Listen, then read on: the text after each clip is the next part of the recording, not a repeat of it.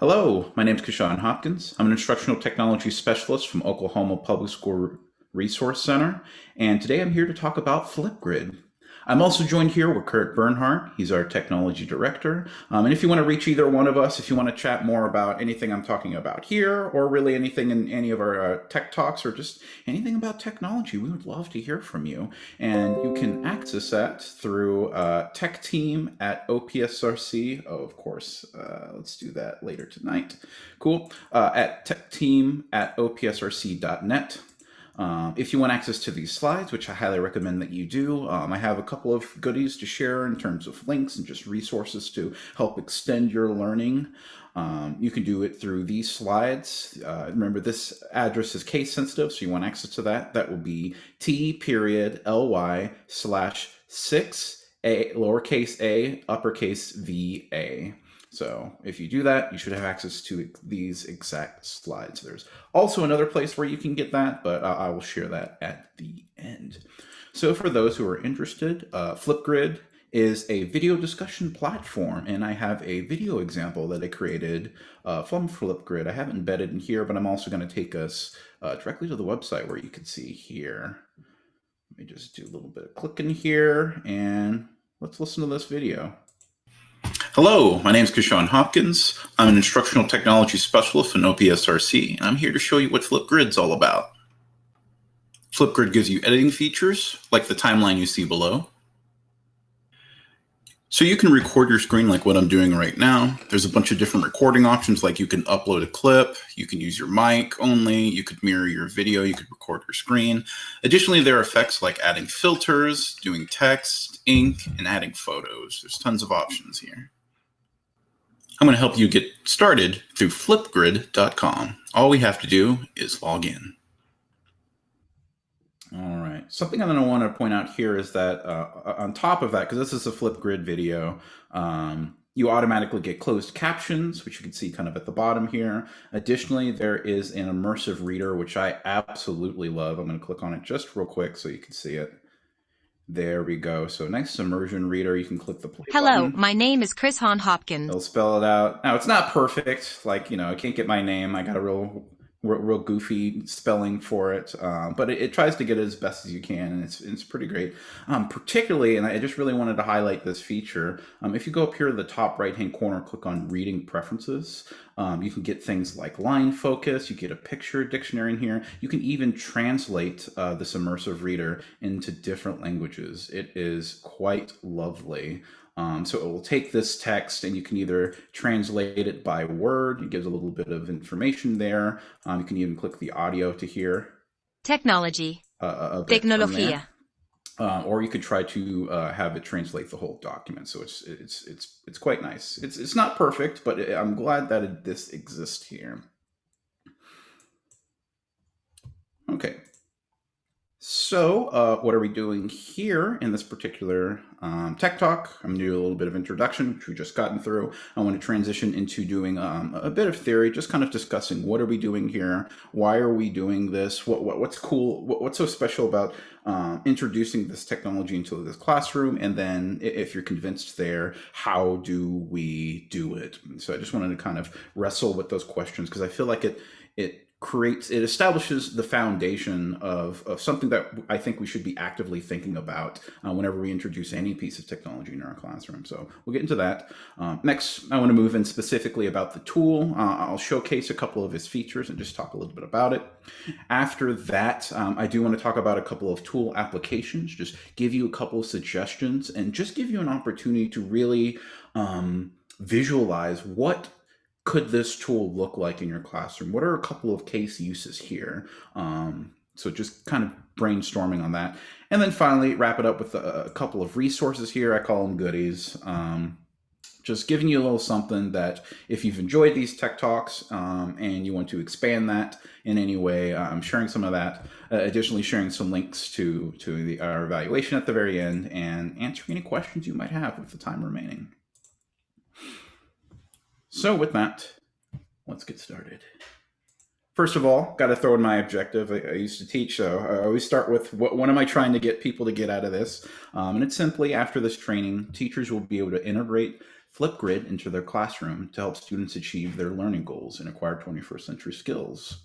So a lot to unpack on that, and I'm going to do that in the next couple of slides. The very first thing is I believe that whenever you're introducing technology in the classroom, it should come with some kind of purpose. It shouldn't just be thrown in there. There is time and resources. You have to train yourself, you have to train your students, and then you have to kind of incorporate it in your lesson. And so whenever you're doing it, try to think of what kind of learning goals are you trying to accomplish? What kind of outcomes are you trying to get out of here? And the National Education Association had recommended that the things that students need would be something like communication skills, collaboration skills, critical thinking, creativity. So these are skills that are not only useful in your classroom, but useful outside and in their careers. These are things that students can use and use to be successful in their futures. And so whenever I'm trying to find a piece of technology, and I've run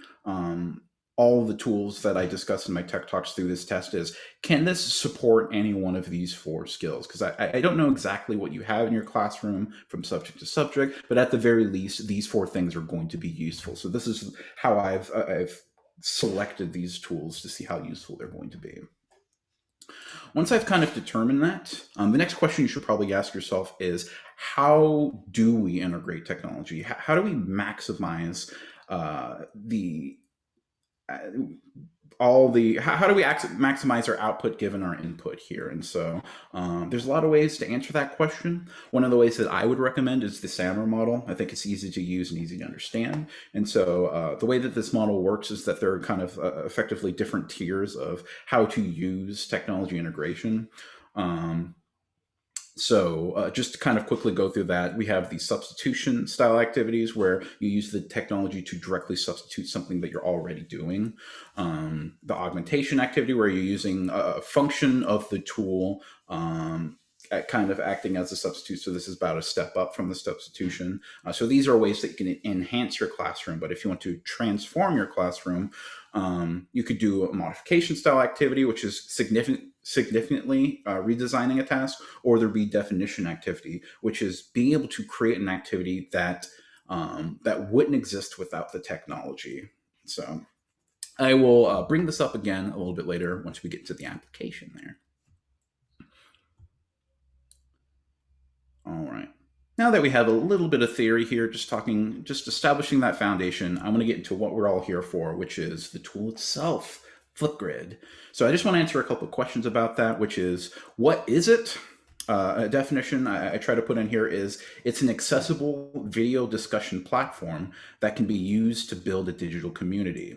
So 2 parts I wanted to highlight there, because these are things that I think make Flipgrid an exceptional tool. I think it's great for the video discussion platform. That's kind of the core of it. But things that kind of set it apart from other video platforms is it's designed with accessibility in mind. You saw those closed captions, those are automatically put on there, the immersive reader. So whenever Flipgrid is trying to design new features for it, they always keep in mind, how can we make this tool accessible to as wide as audience as we can? And I think that ties directly into the next portion of this, which is, how can we use this tool to build a community? I think the community aspect is a real boon that you can earn from learning how to use Flipgrid effectively. I think it's real great on that. And so that ties into some of the features there. What can it do for my classroom? Trying to answer that question. We got a couple here. It's a good video management and sharing. The idea isn't to create these videos for your classroom only.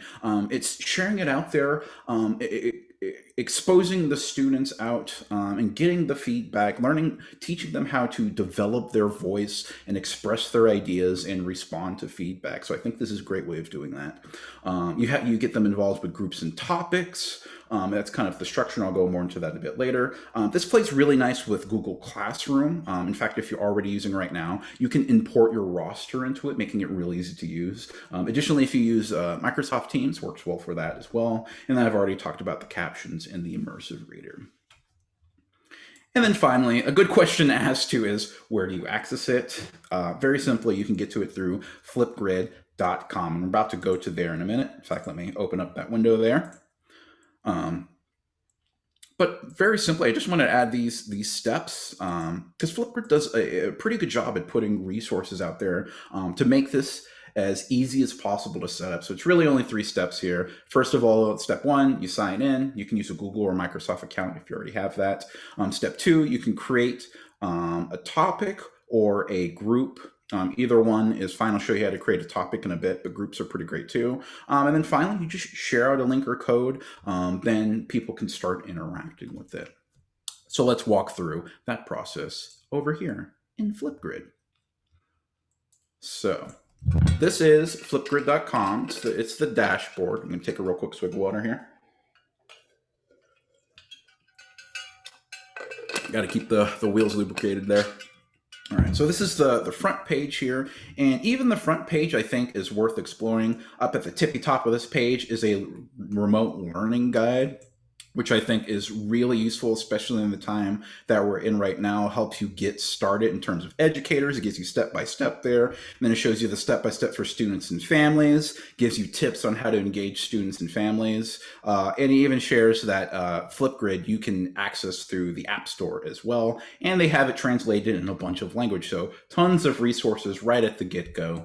I think those are worth exploring. Of course, you got the Help Center. But I want us to get started here with our little showcase. So top right-hand corner, you can click Educator Sign Up if this is your first time, or if you already have a Google or Microsoft account, go ahead and click on Log In here. Great, great, great.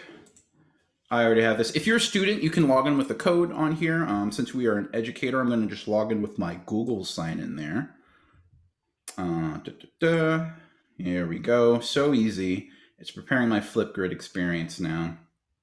And if I ever get lost, top right-hand corner, I can always click on Resources or Help Center or the blog there. There's plenty of resources here.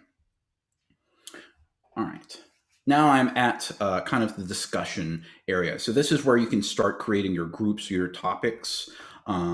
Groups is essentially like pre-made, like being able to like upload your roster, put a bunch of people together, and then start creating topics under there. Like I have one topic here now, and I can add as many topics as I'd like, and people can respond to those as well.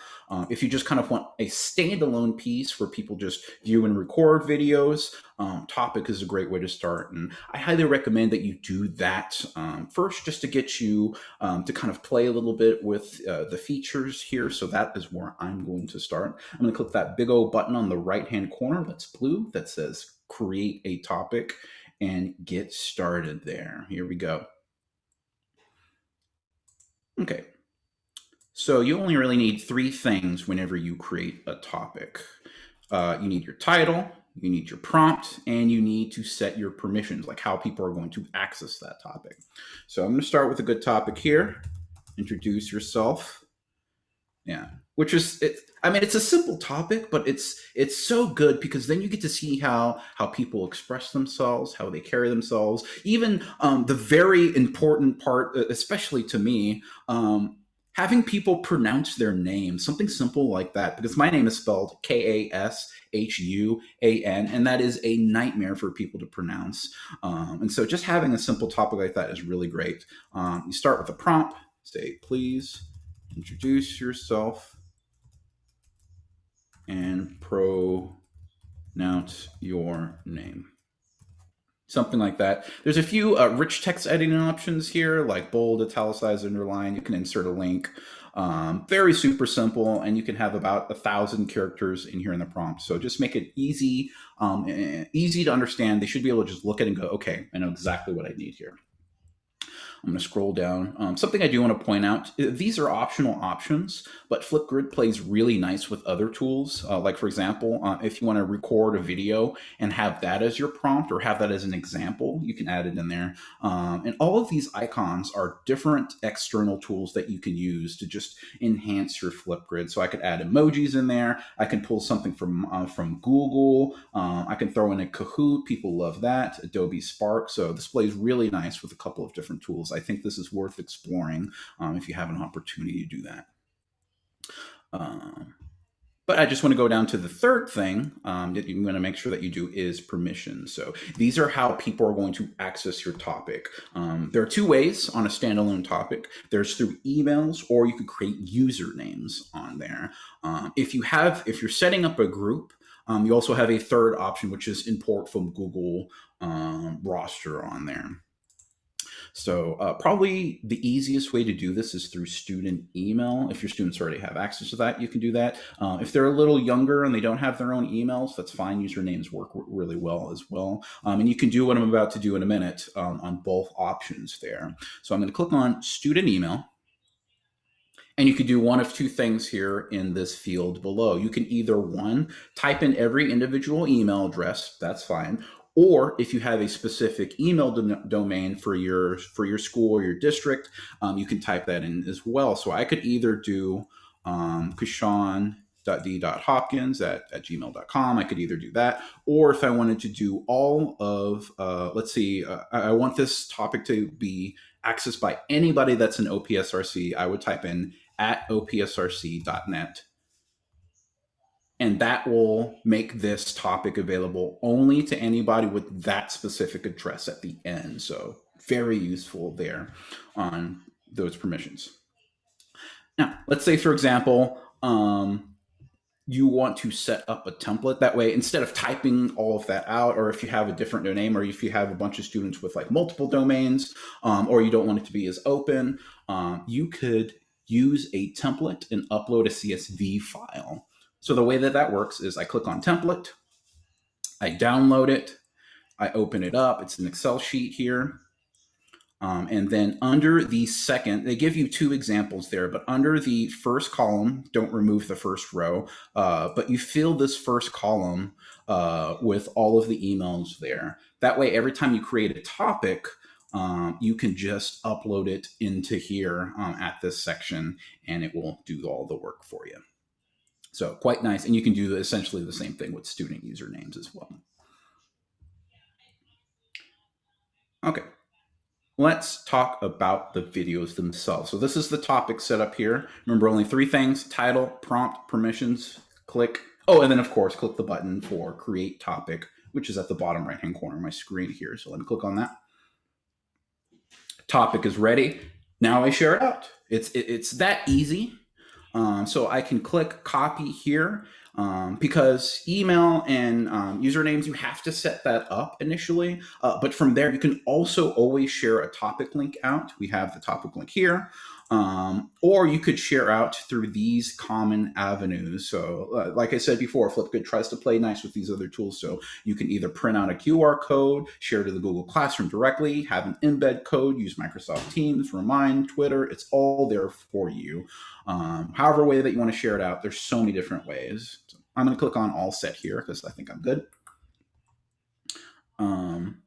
Great. In fact, I do want to show you as a student here. So I'm going to click on the join code in the discussion section. There we go.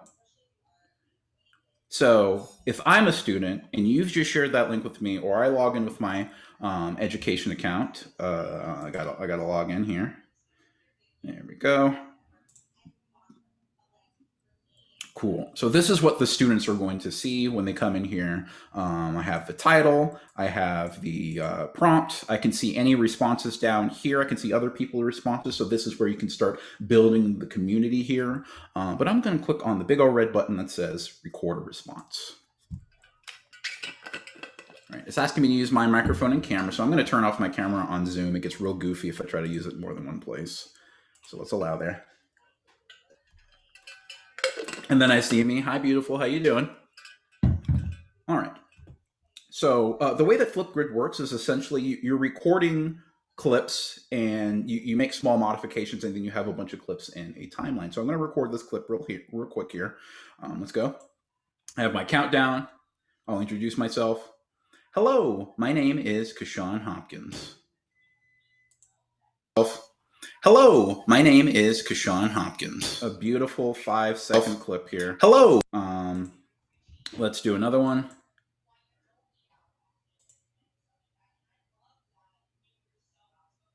I work at Oklahoma Public School Resource Center. That's spelled OPSRC. Hello, my name is Kashawn Hopkins. I work at Oklahoma Public School Research. Very nice. So I can see that I have two clips here, and they're divided up. And if I want to edit either one of those clips, I can just click on that section. Hello, my name. And it's not a robust editing software, but at the very least, you can cut things a little bit here. Like for example, if I want to cut this down a couple of seconds here on the front and the back end, I can do that, and that will give you an opportunity to kind of like shave off those like little awkward pauses in between the clips, make it a little bit more concise. I can also delete the clip entirely in the bottom left hand corner if I'd like, or confirm. Hello, my name is great. Additionally, and I kind of showed this a little bit earlier. Oh, I see myself. That's always great. You can click on options here to access any of these options down here, like upload a clip or use your own mic. One really nice feature on this one is that you can record your screen. I think this is really nice if you want to, kind of do like one of those like screencast type deals, like have them demonstrate something that's happening on your computer. I think it's real nice. And the interface is very similar to the one in Zoom. So if you already have them using Zoom or, oh gosh, what's the other one? Google, the Google one, Google Meet. Yeah, there it is. Very similar on that, very easy to use. Additionally, you could throw in some effects in here as well. This includes things like filters. You could change the colors up. You can slap in some text on here. Let's do a super powered text. You can change the font color and the stroke here. Let's do hello world. Nope, hello world. That's always my favorite. And I can move this around so this text will be kind of hanging there when I'm doing my recording. You can do a write-in with a brink. You could use, you can add in a board, which is kind of nice because you can kind of split your screen so you can talk on one side and write on the other. So there's a handful of features to make this a little bit more interesting for the people going in here. So let's draw a little smiley face there and a little afro. There we go. And a little bird in there. There we go. Very nice. And there's a lovely self-portrait of myself. Oh gosh, that's so bad, but that's fine. I can click on undo on the bottom left-hand corner and fix it up. There we go. Super nice. Hello, my name is... All right, so that's enough of that. I just showed a little bit, and I'm going to click on next on the bottom right-hand corner. Imagine I've created this beautiful masterpiece of a video, and now it's ready to share out. So the last step for the video is I need to establish what is the picture that is going to be kind of the image, the thumbnail that people see before they click the video, so they have an idea of who they're looking at here or who's creating the video. So you have a couple of options down here on the bottom left-hand corner there. You can select a frame from your video, which is done automatically, or I could take a selfie. Always love doing these. Just gives it a little personal touch here. So let me clear this out a little bit there, and then cheese, boom. Then I can create my display name. I'm just going to leave it as Kashawn H. I can add a link or description here, but once it's ready, I can click submit. And the process, it does all the processing for me. It creates a unique direct link to this video, so it's really easy to share, or they could download a QR code so they could bring it to the physical world so that we can all enjoy. So this is what I was talking about on having students and participants express their ideas and develop their voice, and then sharing it out to get some feedback because they have that opportunity to get some practice in on developing that online presence and just kind of pushing past that like weird, awkward phase of like talking to a camera and trying to get yourself out there. And it's always been a weird experience, especially now that we're like a year after all the quarantine and whatnot. Yeah, it's just good to have that opportunity for the students so they can work through all of that and be engaged. Okay. I would love to show more features on here, but I think you probably have at least an idea of how this can be used. There's more functions in here, so if you want to talk about it more or explore, you're very welcome to. Okay, So I just want to round this out with two more things. I just want to talk through some applications for Flipgrid and then end this out by sharing some goodies and some links that I think you'll enjoy here. So first of all, for Flipgrid, I'm going to use the SAMR model to kind of discuss different levels of activities here. The first would be kind of a substitution level activity. So something like this would have students just reflect on what they learned that day through a short video response. You just put out a topic and say, hey, we learned about this. What did you think about it? Or, you know, just something. I'm sure you can put something together on that one. But the simple fact of giving students the opportunity to reflect and turn into more active learners, I think, is an incredibly powerful tool. So even if you just do this one part for Flipgrid, I think you could see some dividends through that. An augmentation style activity would be having students record and merge multiple video clips together to create a daily journal. So students don't have to generate their own original video footage on the fly like I did. You can also upload video footage and use multiple pieces of video footage, and then they can make those small edits here and there. So this can be really something robust, because if students are doing recording every day, they can put together all their recordings kind of like, this is what I did as a weekly summary type of deal, and then they can see the progression of their thinking. So this is really nice. A modification style activity would be to record a book review, print it out as a QR code, and attach it to the cover of the book. I love like going to a bookstore and like seeing those reviews next to the book, because I already have an idea of what's going on in the book. But this kind of like takes that technology a little bit further, because someone can, you know, take their mobile phone, scan that code that's on the book, and then they have someone, you know, sharing their thoughts, sharing why do they enjoy this book, what kind of characters do they relate to on here, what are some lessons and things that they got out of this. And so they really get that kind of like personal touch when it comes to doing something like this, and that can be done using that QR technology there, just kind of combining different pieces to completely redesign something like that. I think this is really good. And then finally, the redefinition activity. So this really puts everything together for Flipgrid. A style activity would be like having students post videos of them practicing a different language. And then guest native speakers are invited to that topic, and they give feedback and encouragement to the students. So something that you can do whenever you're creating groups and topics is once the students start putting their content out there, you can have people reply to that. And you can also reply to it as well as an educator. And this just really brings together that community aspect of Flipgrid. And I think this is incredible for the kind of that foreign language aspect there, because you have that opportunity to practice pronunciation, to work through the grammar, to really kind of like pull together this technology and bridge the gap between these different communities. All right.